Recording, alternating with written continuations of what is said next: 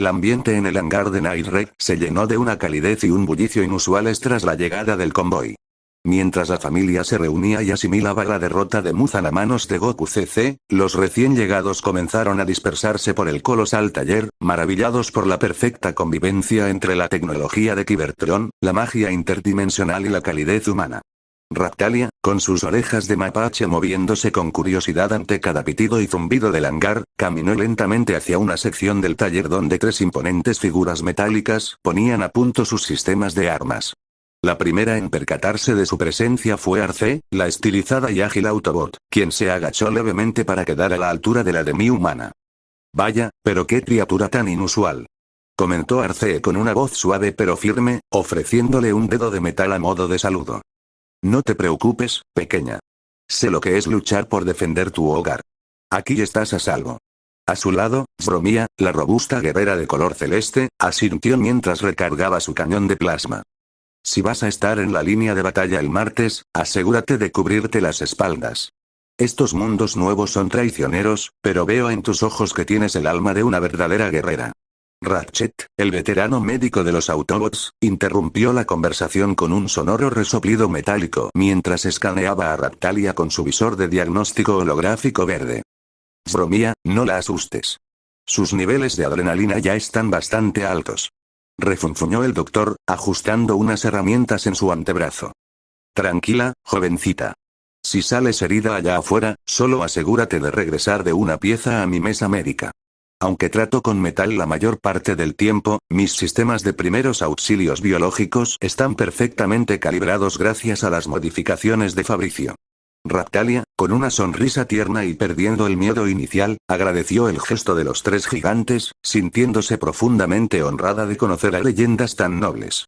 En el otro extremo del hangar, Javier caminaba de la mano con su esposa, Alia Kohou. Con una sonrisa de orgullo, el joven la guiaba a través de las diferentes bahías de estacionamiento de los Autobots de primera línea. «Mira, Alia, ellos son los muchachos», dijo Javier, señalando con entusiasmo. «Ese de ahí, el de las cuchillas brillantes y el diseño plateado, es Sideswipe. El verde con capa de metal y paracaídas es Crosshairs, tiene un carácter difícil pero es un tirador de primera. Y ese rojo tan temperamental es Cliffjumper, el mismo que las trajo acá». Alia saludaba a cada uno con timidez, asombrada por la personalidad tan humana de aquellas inmensas máquinas vivas. Sin embargo, los ojos de Javier se iluminaron al divisar a un robot de color azul eléctrico con látigos de energía activa en sus brazos. «No puede ser. Holt», exclamó Javier, corriendo un poco hacia él. «Amigo, no te había visto desde que llegué aquí con Javierina y Max. ¿Dónde te habías metido?» Holt emitió una serie de chasquidos eléctricos amigables, haciendo brillar sus látigos de energía azul.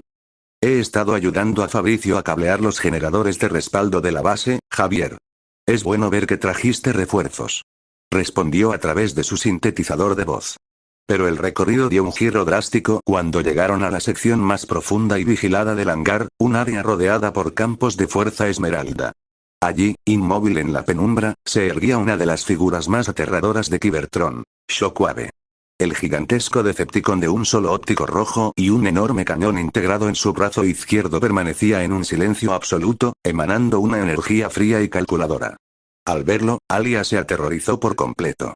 Dio un paso atrás de golpe, y aferrándose al brazo de Javier, con el cuerpo temblando ante la imponente y despiadada figura del científico militar. Javier, con total suavidad, se giró hacia ella y le tomó ambas manos, mirándola fijamente a los ojos con una calidez absoluta. «Tranquila, Alia. Estoy aquí contigo, mi amor», le susurró Javier con una sonrisa reconfortante. «Sé que da miedo, pero debes entender algo. En este momento, los Decepticons como Shockwave y los Autobots son aliados temporales. Es exactamente igual a lo que ocurre entre los guerreros de Night Ride y los pilotos de los Jaegers. Ante una amenaza multiversal como la de Lockdown, Tarn y Freezer, todos hemos tenido que dejar de lado nuestras diferencias para sobrevivir. Él no te hará daño». Alia miró el rostro seguro de su esposo, luego al imponente Shockwave, quien simplemente emitió un zumbido con su óptico rojo en señal de reconocimiento lógico, y finalmente asintió, respirando hondo y recuperando la compostura. Mientras la tensión se disipaba, un conocido chirrido de neumáticos y pasos torpes se escuchó detrás de ellos. Mudflap, el gemelo Autobot de color naranja, se acercó arrastrando los pies y quejándose en voz alta. Javier, divertido por la presencia del pequeño Transformer, se cruzó de brazos. «Oye, Mudflap», preguntó Javier con una ceja alzada. «¿Qué pasó con tu hermano? Es raro no verlos peleando o empujándose por aquí». Mudflap soltó un bufido, señalando con su dedo deforme hacia la rampa de pruebas de velocidad del hangar. «Va. Ese idiota de Skips está haciendo locuras con Dino Mirage», exclamó Mudflap, molesto. Dino le dijo que los autos deportivos italianos tienen más estilo y aerodinámica, así que mi hermano intentó arrancar a su alerón trasero por envidia mientras Dino iba a toda velocidad para probar su resistencia al viento. Acaban de chocar contra una pila de cajas de herramientas y ahora Drift los está persiguiendo con sus katanas. A Javier le pareció sumamente gracioso el reporte y no pudo evitar soltar una carcajada, imaginándose la escena del elegante e italiano Dino Mirage arrastrando al ruidoso Skips por todo el taller. Alia, aún procesando las excentricidades de las máquinas extraterrestres, miró a su novio con una mezcla de diversión y confusión. «Javier, ¿por qué los gemelos son tan, así?», preguntó Alia, ladeando la cabeza. «Quiero decir, se supone que son soldados alienígenas avanzados, pero actúan como niños pequeños en un patio de recreo». Javier la abrazó por la cintura, sonriendo con ternura mientras miraba a Mudflap, quien ya se había distraído intentando patear una tuerca suelta. «Verás, Alia, la historia de los gemelos es bastante peculiar», le explicó Javier con paciencia. Cuando fueron creados en Cybertron, sus chispas se dividieron a partir de un solo núcleo de energía de Spark. Debido a eso, no tienen la madurez o el procesamiento lógico de soldados como Optimus o Ironide. Son básicamente el equivalente cybertroniano de dos adolescentes hiperactivos. Tienen defectos de comunicación, se distraen con facilidad y pelean por todo porque comparten el mismo espectro mental. Pero bajo toda esa chatarra y sus tonterías, tienen un corazón enorme y una lealtad absoluta. Cuando la batalla comience el martes, te aseguro que Skips y Mudflap pelearán con uñas y dientes para protegernos. Alia sonrió, apoyando la cabeza en el hombro de Javier mientras observaba el caótico pero hermoso ecosistema de la base de Night Red. Con el amor de su esposo dándole fuerzas y la increíble diversidad de sus aliados rodeándola, el temor a mañana se desvaneció por completo, reemplazado por la firme convicción de que ganarían esta guerra. La penumbra del espeso bosque que rodeaba los límites de la base de Night Red era apenas rota por los delgados hilos de luz lunar que lograban filtrarse entre las copas de los árboles. Nagenda, Tatsumi, Kurome y Mine avanzaban con cautela, memorizando cada desnivel, cada cañada y cada punto ciego del terreno. Estaban diseñando la ruta hacia la emboscada perfecta para el próximo martes, el lugar exacto donde la coalición de villanos mordería el polvo. Sin embargo, el silencio estratégico que Nagenda había solicitado se veía constantemente interrumpido por un rugido sordo y metálico. Caminando a la retaguardia, abriéndose paso a la fuerza entre los troncos centenarios y aplastando la maleza con sus enormes neumáticos de asalto, se encontraba el Decepticon Barricade. La patrulla policial alienígena no estaba de humor. «Este planeta orgánico es una inmundicia», gruñó Barricade, emitiendo un chirrido estático por sus moduladores de voz mientras se quitaba de un manotazo un montón de ramas adheridas a su hombro blindado. «Humedad, lodo, vegetación inútil que bloquea mis sensores ópticos de largo alcance, en Cybertron, un terreno así habría sido purgado con fuego de plasma hace millones de años. No entiendo cómo sus patéticos cuerpos de carne soportan este aire infectado de polen». Tatsumi y Kurome intercambiaron miradas tensas, listos para responder al desprecio de la máquina, pero fue Mine quien dio un paso al frente. Ajustando la correa de su pumpkin modificada con energía esmeralda, la joven francotiradora se detuvo, se dio la vuelta y plantó cara al gigantesco Decepticon con los puños firmemente apoyados en su cintura. «A ver, pedazo de chatarra malhumorada, ya estuvo bueno de quejas», exclamó Mine con su habitual temperamento enérgico, mirando fijamente el óptico rojo de Barricade. «Este bosque inútil va a ser el lugar donde enterremos a Lockdown y a Tarn el martes. Si tus supermaquinarias no pueden procesar un poco de naturaleza sin ponerse a llorar, avísame y le pediré a Fabricio que te instale un ventilador portátil. Así que inhala este aire orgánico, cállate y ayúdanos a encontrar el punto de tiro, ¿quieres?» Barricade detuvo su marcha por completo. Sus placas faciales se contrajeron en una mueca de fastidio cibernético, pero ante la determinación de la pequeña francotiradora, solo emitió un bufido hidráulico y desvió la mirada. Mine sonrió con suficiencia, complácida por haber logrado calmar y silenciar al imponente vehículo policial. Antes de que el grupo pudiera reanudar la marcha, un rápido zumbido de neumáticos se escuchó entre la maleza. Sidesuipe emergió de la oscuridad del bosque en su espectacular modo alterno plateado, derrapando con precisión milimétrica antes de transformarse fluidamente a su modo robot. Sin embargo, para desgracia de todos los presentes, de su alerón trasero venía colgado, agitando los brazos de forma ridícula, el ruidoso Skips. Ja ja ja ja ja ja. Eso fue genial, Side. Hazlo otra vez, hazlo otra vez. Gritaba el gemelo verde, saltando al suelo y cayendo de espaldas sobre un arbusto. Skips llevaba horas fastidiando y molestando a Sidesuipe en el hangar, y parecía no tener intenciones de detenerse. Sidesuipe lo ignoró olímpicamente, guardando sus cuchillas de los antebrazos y dirigiéndose directamente hacia el Decepticon con una expresión de absoluta seriedad militar. Barricade, cambio de planes. Nagenda puede terminar este mapa con los muchachos, sentenció el guerrero plateado, cruzándose de brazos. Optimus y Akame me encargaron darte una nueva directiva.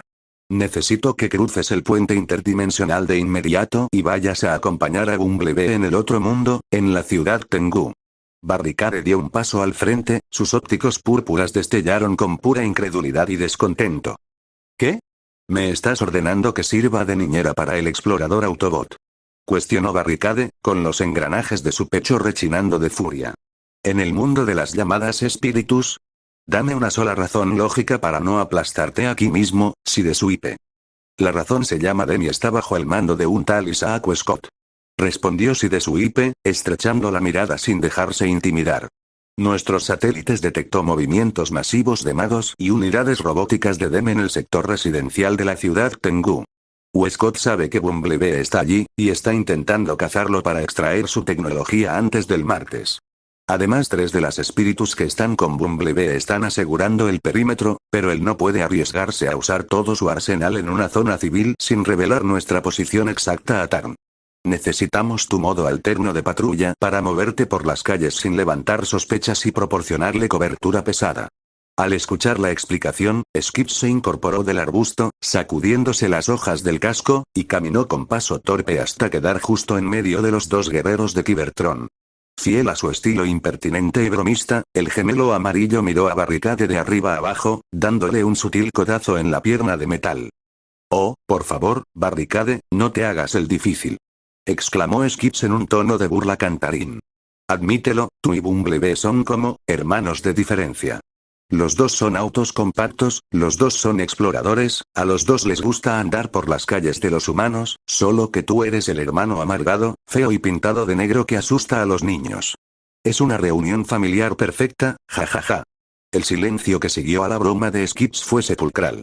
Barricade cerró los puños, con sus sierras mecánicas internas comenzando a girar con un zumbido letal, pero no tuvo necesidad de actuar. Pero luego Sidesuipe, cuya paciencia con el gemelo ya había tocado fondo desde que estaban en el hangar, estiró su brazo metálico y le propinó un sonoro y contundente golpe directo en el casco a Skips. El impacto mandó al ruidoso Autobot a rodar por segunda vez al suelo, dejándolo con los ópticos girando en círculos y murmurando incoherencias.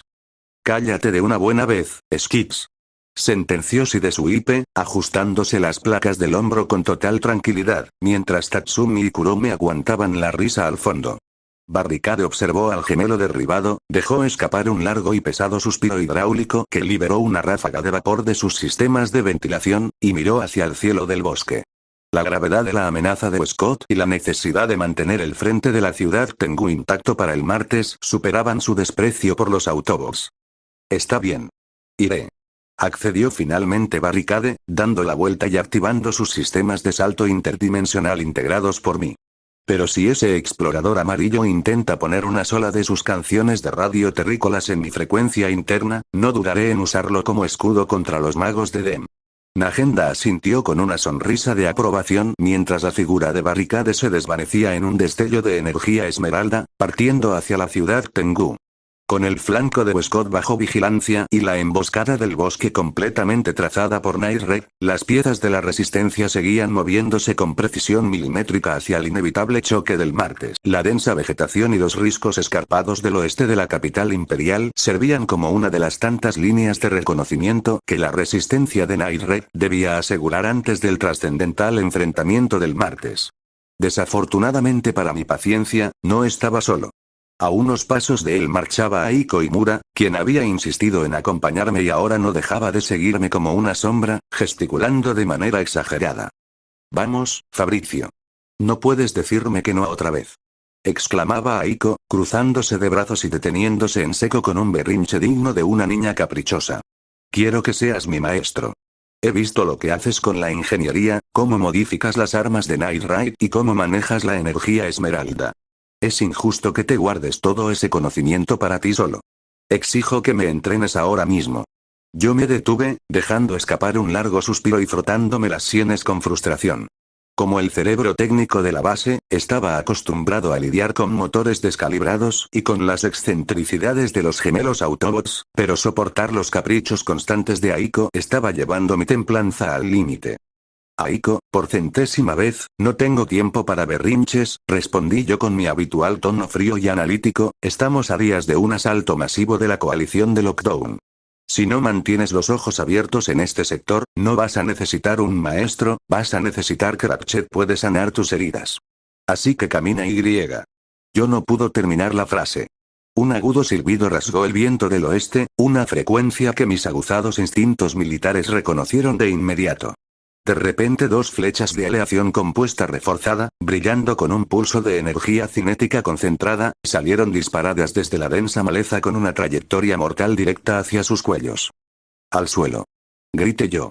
Reaccionando con la velocidad de un soldado de élite, yo he propinado un fuerte empujón a Aiko, mandándola directamente al suelo rocoso para sacarla de la línea de fuego. Al mismo tiempo, yo crucé mis propios brazos frente a mi rostro, activando los nanodispositivos de mi muñequera. Un escudo electromagnético esmeralda de corto alcance se desplegó con un chasquido, desviando las flechas que impactaron contra la barrera, estallando en una lluvia de chispas de alta tensión. Aiko, aturdida en el suelo y con el orgullo ligeramente golpeado por la caída, miró hacia el frente mientras se sacudía el polvo de la ropa. De entre las sombras de los riscos, tres siluetas emergieron lentamente, caminando con una confianza helada. Vestían impecables trajes tácticos de combate de color blanco, blindados con fibra de carbono, y en el centro de sus pechos relucía una imponente X de color amarillo brillante. ¿Qué es eso?, preguntó Aiko, perdiendo por completo su actitud caprichosa y aferrando su rifle modificado mientras sentía la densa hostilidad del ambiente. ¿Quiénes son esos tipos, Fabrizio? No se ven como los soldados del Imperio ni como los clones de Lockdown. Yo no bajé la guardia, manteniendo el brillo esmeralda activo en mis manos mientras mis ojos se entornaban, fijos en el trío de atacantes. «Son fantasmas de mi pasado, Aiko», sentencié yo con una voz gélida que denotaba un desprecio absoluto. «Esos trajes pertenecen a la División D de las Fuerzas Armadas de mi mundo natal. Perros falderos entrenados para la caza y el espionaje interdimensional. Yo pertenecía a la División K. Hace ya 15 años, antes de desaparecer de mi hogar». El soldado que marchaba en el centro del trío se llevó las manos al casco táctico, desenganchando los sellos de presión hidráulica. Al deslizar la máscara hacia atrás, reveló un rostro marcado por una vieja cicatriz de quemadura de plasma y una sonrisa cargada de malicia y resentimiento. «Vaya, miren a quién nos venimos a encontrar en este basurero de dimensión», dijo el líder de la División D, escupiendo a un lado con desprecio. «Ha pasado tanto tiempo sin verte, Burgos.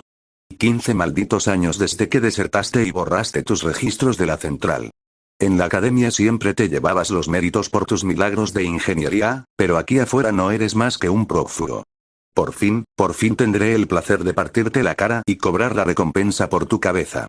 Aiko me miró, esperando ver alguna señal de preocupación en mí, pero se topó con todo lo contrario. Yo bajé los brazos lentamente, adoptando una postura completamente relajada, casi aburrida. Una sonrisa de suficiencia y provocación se dibujó en mi rostro. «Puedes intentarlo, recluta», repliqué yo con un tono que destilaba una superioridad aplastante. «Pero los dos sabemos que eso no lo vas a hacer. Si la División D siguiera teniendo el nivel que tenía cuando yo manejaba los laboratorios de la División K, esas dos flechas habrían tomado en cuenta la resistencia al viento de este cañón. Sigues siendo igual de lento y predecible que hace 15 años. Si das un solo paso al frente, te aseguro que tu traje blanco va a terminar pintado con el hollín de mis generadores. Mis palabras cayeron como un insulto insoportable para los soldados de la X amarilla. El líder de la División D apretó los dientes, desenfundando una porra de energía de alto voltaje de su cinturón mientras sus dos subordinados preparaban sus ballestas tácticas.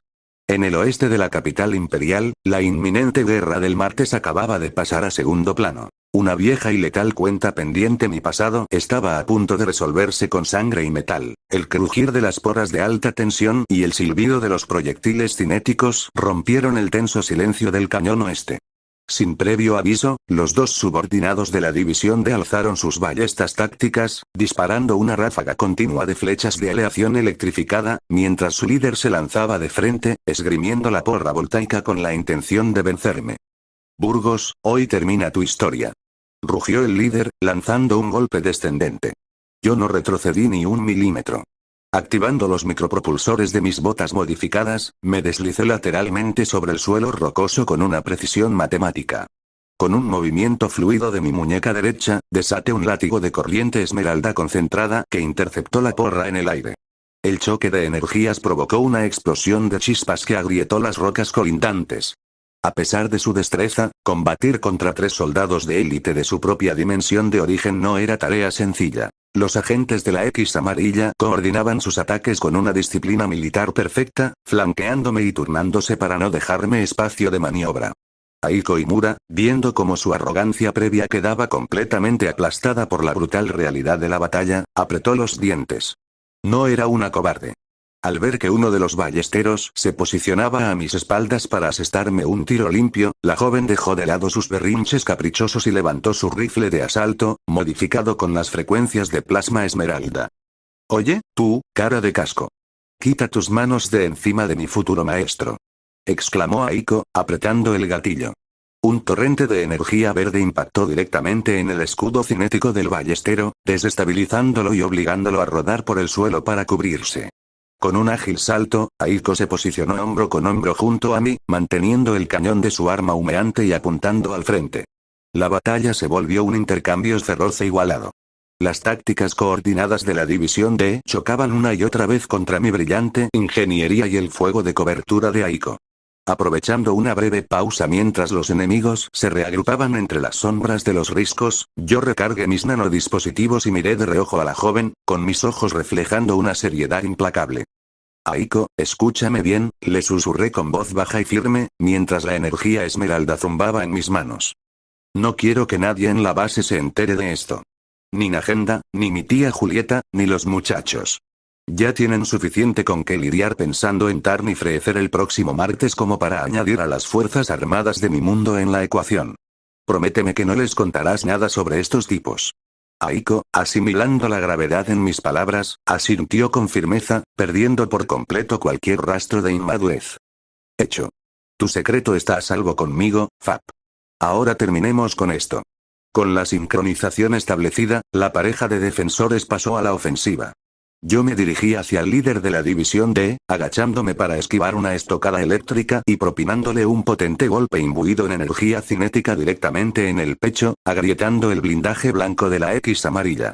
Al mismo tiempo, Aiko desató una ráfaga concentrada de plasma que inhabilitó los visores tácticos de los dos subordinados, dejándolos completamente a ciegas en la penumbra del cañón. Yo aproveché la confusión para liberar una descarga voltaica masiva a través del suelo rocoso. La corriente esmeralda recorrió las botas de los 3 soldados, sobrecargando los sistemas de sus trajes tácticos y dejándolos inconscientes y neutralizados en el suelo, con sus armaduras emitiendo pequeños hilos de humo negro. El silencio regresó al oeste de la capital. Yo exhalé un largo suspiro, disipando la energía de mis manos. Me giré hacia la joven Imura y, por primera vez en todo el día, una leve pero genuina sonrisa de aprobación se dibujó en mi rostro. «Gracias por la ayuda, Aiko. Tu intervención en ese flanco fue impecable». Agradecí con sinceridad. Aiko guardó su rifle, mirándome con ojos brillantes y llenos de esperanza. «Entonces, ¿eso significa que reconsiderarás lo que te pedí? ¿Puede ser mi maestro, Fabricio? Yo asintí lentamente, cruzándome de brazos. Acepto. Sentenció Fabricio. Demostraste una valentía enorme allá afuera. Te enfrentaste a enemigos que no te pertenecían, que venían de un pasado completamente ajeno al tuyo, y aún así no diste un paso atrás. Reconozco tu valor y tu potencial. Tu entrenamiento comenzará oficialmente después de que ganemos la batalla del martes. Antes de que Aiko pudiera celebrar su victoria, el sonido de vegetación crujiendo anunció la llegada de alguien más. De entre los arbustos emergió Leone, con sus características garras de lateagu leonelle activadas y una mirada de preocupación que mutó rápidamente a una de confusión al ver los 3 cuerpos con trajes blancos tirados en el suelo. Al fin los encuentro. Nagenda me envió a buscarlos porque se estaba tardando demasiado el reporte del oeste. Exclamó Leone, guardando sus garras y rascándose la cabeza mientras caminaba alrededor de los soldados inconscientes. Oigan, ¿y qué pasó aquí? ¿Quiénes son estos sujetos de blanco con esa enorme X amarilla? ¿No visten como la gente del primer ministro Honest? Yo miré a Aiko rápidamente, recordando el pacto de silencio con la mirada, y luego me giré hacia la guerrera de Nightright con su habitual tranquilidad fría y analítica. No te preocupes por ellos, Leone. Respondí yo de lo más normal, restándole importancia al asunto con un ademán de la mano. Solo eran unos vándalos locales buscando problemas en el sector equivocado. Pensaron que éramos presas fáciles, pero Aiko y yo les dimos su merecido antes de que pudieran intentar algo estúpido. El perímetro está completamente limpio. Leone soltó una carcajada ruidosa, dándole una fuerte palmada en la espalda a Aiko que casi la manda al suelo de nuevo. Ja. Bien hecho, niña. Así es como se hacen las cosas en este mundo. Vamos de regreso a la base, que los gemelos volvieron a meterse con las katanas de Drift y el hangar es un completo manicomio. Con la amenaza de la división de enterrada temporalmente en el pasado y una nueva y valiosa alianza de discipulado formada en secreto, el grupo emprendió el retorno hacia la fortaleza de Nightright, listos para unificar sus fuerzas ante el inminente juicio final de la próxima semana. La noche siguiente sobre la base de Nightright trajo consigo un silencio denso, de esos que solo se sienten antes de que una tormenta perfecta desate toda su furia. Allí se encontraba Javier, sentado en un sofá de cuero gastado junto a sus 2 esposas, Alia Cojo y Raptalia. Era un momento especial y largamente postergado entre ellos 3. Un respiro en medio del caos interdimensional donde finalmente podían mirarse a los ojos sin el zumbido de los cañones de plasma de fondo. Javier les tomó las manos, entrelazando sus dedos con suavidad pero con una seriedad absoluta en su mirada. Sabía que tanto Alia como Raptalia habían sido arrojadas a este conflicto sin comprender del todo la naturaleza de las gigantescas entidades mecánicas que caminaban por los hangares. Sé que todo esto parece una locura salida de una pesadilla cuántica. Comenzó Javier, con una voz suave pero firme. Ustedes no sabían nada de los Transformers desde el principio, y es justo que entiendan por qué estamos luchando. Ellos no son simples máquinas o robots construidos por humanos. Son una raza alienígena viva, una estirpe milenaria dividida en 2 facciones en una guerra civil eterna. Los Autobots, que defienden la libertad de la vida orgánica, y los Decepticons, que buscan el control absoluto. Pero la llegada de Lockdown, el poder de Tarn y la irrupción de Freezer cambiaron las reglas del multiverso. Javier suspiró, acariciando el dorso de la mano de Raptalia, cuyas orejas de mapache se inclinaron con atención, mientras Alia escuchaba con el corazón encogido. Por eso han visto a Shockwave convivir en el mismo espacio que Ratchet, o a las facciones de Nightright cooperar con antiguos enemigos. Continuó Javier. Ante una amenaza que puede extinguir dimensiones enteras el próximo martes, las alianzas entre rivales históricos se volvieron nuestra única opción de supervivencia. Nos necesitamos mutuamente. No es una tregua de amistad, es un pacto de sangre y metal para asegurar el mañana. Alia y Raptalia se miraron la una a la otra. El peso de las palabras de Javier finalmente hizo eco en sus mentes. La confusión inicial mutó en una profunda comprensión. Entendieron el sacrificio, la fragilidad de la tregua y la inmensa responsabilidad que recaía sobre los hombros de la familia Burgos y sus aliados. La pesada puerta metálica de la sala se deslizó con un silbido hidráulico. Para sorpresa de los 3, Akame entró arrastrando los pies con su habitual calma, pero no venía sola. Justo a su lado, portando su imponente uniforme militar y una elegancia gélida que hacía honor a su reputación, marchaba Sdeat.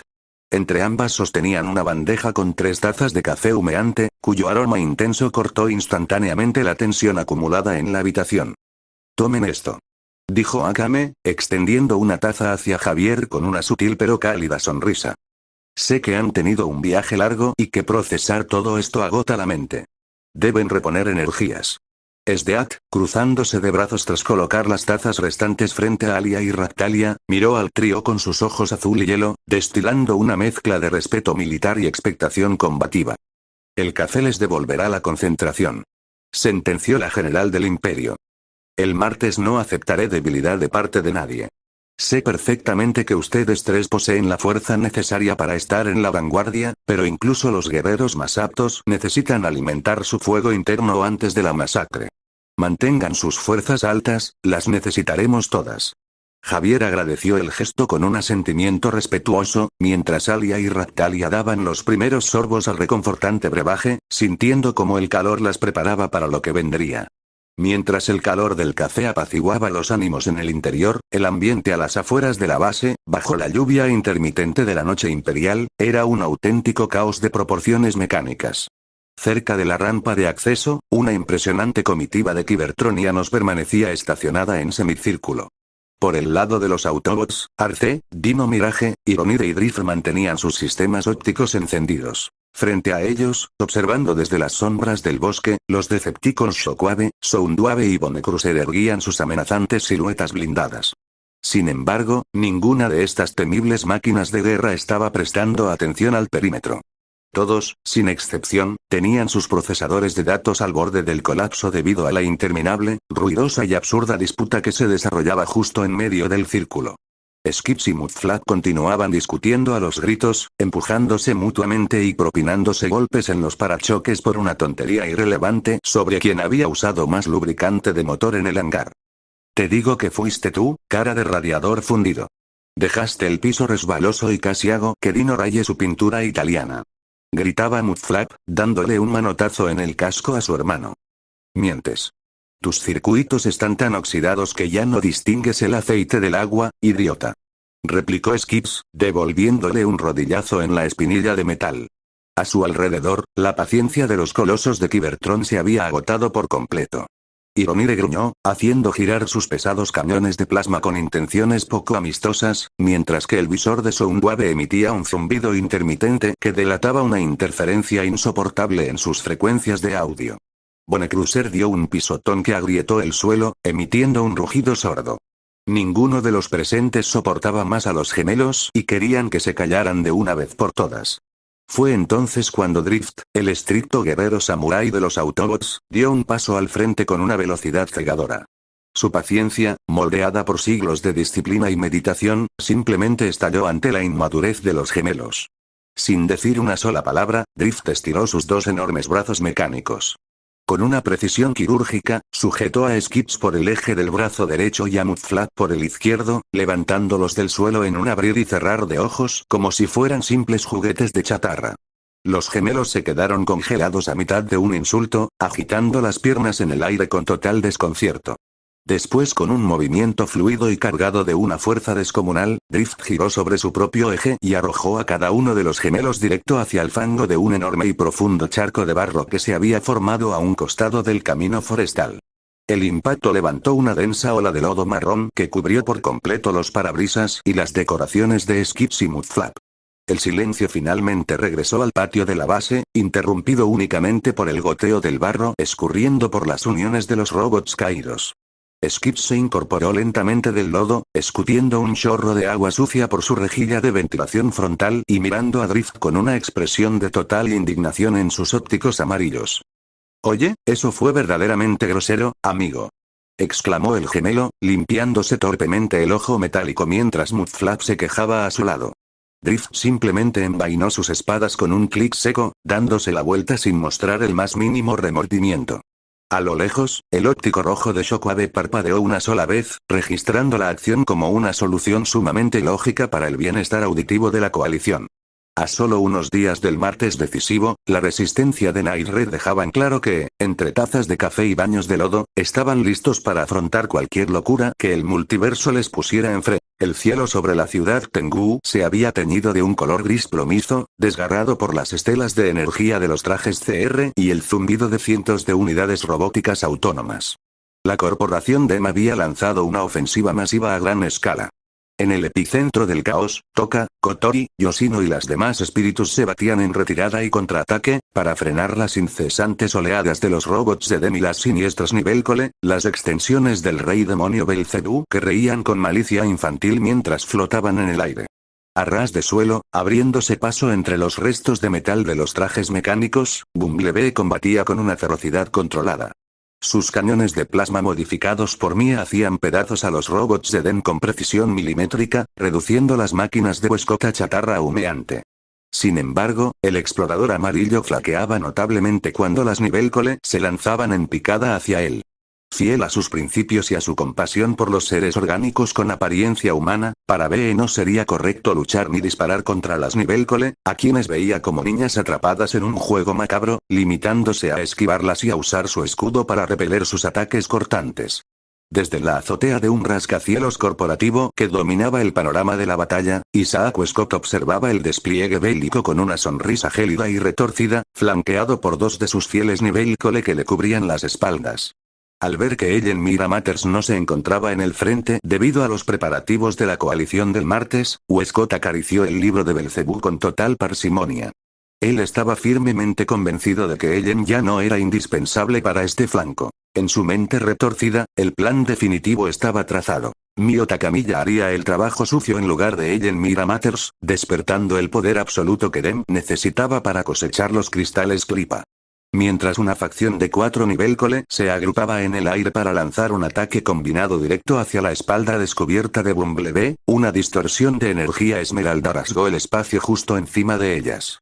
El cielo tronó con una frecuencia kibertroniana y, antes de que las criaturas de papel pudieran reaccionar, fueron brutalmente embestidas por la violenta caída de Barricade. El pesado Decepticon policial impactó contra el pavimento con la fuerza de un meteorito, aplastando y dispersando a las 4 Nivelcole contra los escombros en una explosión de viento y asfalto. Barricade se incorporó lentamente entre el humo, haciendo girar las sierras metálicas de sus antebrazos y encendiendo sus ópticos púrpuras con pura hostilidad. Había cruzado el portal interdimensional desde el bosque de la base Night Red para cumplir con la directiva de Sireswipe y ayudar a Bumblebee. Sin embargo, el enorme Decepticon no lo hacía por amabilidad. Miró de reojo al explorador amarillo y emitió un rugido estático por sus moduladores de voz. «No te equivoques, Autobot», gruñó Barricade, quejándose amargamente mientras sacudía el polvo de su blindaje de patrulla. «Estoy aquí únicamente porque Megatron y Optimus Prime son aliados temporales ante la crisis de Lockdown. Y ahora tengo que rebajarme a limpiar las calles de esta patética ciudad orgánica, esto definitivamente no es mi estilo. Odio el trabajo de protección». A pesar de sus incesantes quejas, Barricade demostró por qué era uno de los cazadores más letales de Cybertron. Cuando los robots remanentes de DEM intentaron flanquearlo, el Decepticon los embistió en su modo alterno de patrulla, destrozando sus blindajes con sus parachoques reforzados. Al finalizar la escaramuza, una Nivelcole que había sobrevivido al impacto inicial intentó abalanzarse sobre su rostro con sus cuchillas de papel. Con un movimiento rápido y carente de toda piedad biológica, Barricade la tomó del brazo con tanta fuerza y la noqueó de un solo golpe contundente, dejándola inconsciente en el suelo como una muñeca rota, demostrando que a él no le importaba en lo más mínimo la política de Bumblebee de no dañar a las extensiones de Belzebú. Horas más tarde, tras obligar a las fuerzas de DEM a replegarse temporalmente hacia sus cuarteles generales, el grupo de defensores se retiró a la seguridad de la residencia Itsuka para reconfigurar sus defensas antes del choque del martes. En la espaciosa sala de estar, Toka, Kotori, Origami, Yoshino y Kurumi, quien observaba desde un rincón de la sombra con fascinación, rodeaban a Bumblebee, mientras Barricade permanecía de pie en el patio trasero, visible a través del gran ventanal, con los brazos cruzados y una actitud de absoluto desprecio por el entorno. Bumblebee, emitiendo clics suaves y utilizando frecuencias de radio terrícolas mezcladas con su modulador de voz, se apresuró a calmar la evidente tensión de los espíritus ante la presencia del temible Decepticon policial. Escuchen, sé que su apariencia y su firma de energía causan temor. Explicó Bumblebee, señalando hacia el patio con un ademán de su mano de metal. Pero Barricade está formalmente a nuestro lado esta noche. Aunque seamos enemigos históricos y nuestras ideologías sean muy diferentes, hemos aprendido a trabajar entre sí. Es la única forma que tenemos para destruir a Lockdown, Galvatron, Stinger y Tarn, y por supuesto, para detener los planes de la corporación DEM. Al escuchar la última frase a través de sus aguzados sensores de audio externos, Barricade golpeó fuertemente el marco de la ventana con uno de sus nudillos de metal, haciendo vibrar los cristales y clavando su óptico rojo directamente en Bey y en Kotori. «Te escuché, explorador», rugió Barricade desde el jardín, con una voz gélida que interrumpió el ambiente. «Haré pedazos a la división de Tarn y pondré la cabeza de Lockdown en una pica porque insultaron el honor de los Decepticons, pero eso último que dijiste sobre detener a la DEM no lo haré. No me interesa la política de este planeta, ni me importan las ambiciones de ese tal Scott. Si los humanos quieren destruirse entre sí con sus juguetes científicos, no moveré un solo servo para salvarlos. Mi tregua termina en cuanto los cazadores de Cybertron sean reducidos a chatarra». Kotori se acomodó las cintas negras de su cabello, cruzándose de brazos con una sonrisa desafiante mientras miraba al testarudo Decepticon a través del vidrio. Típico de un villano con insignia de policía. No te preocupes, chatarra malhumorada. Con que mantengas tus cañones apuntando a los clones de Tarn el martes, nosotras nos encargaremos de limpiar el desastre de Scott. Bienvenida a la ciudad Tengu. Con la alianza de metal y el pacto de rivales funcionando a regañadientes bajo la sombra de la casa Itsuka, la resistencia de Data Live quedaba blindada con la artillería pesada de Barricade, listos para plantar cara al sombrío plan de Scott y Mio Takamiya en la inminente batalla final de la próxima semana.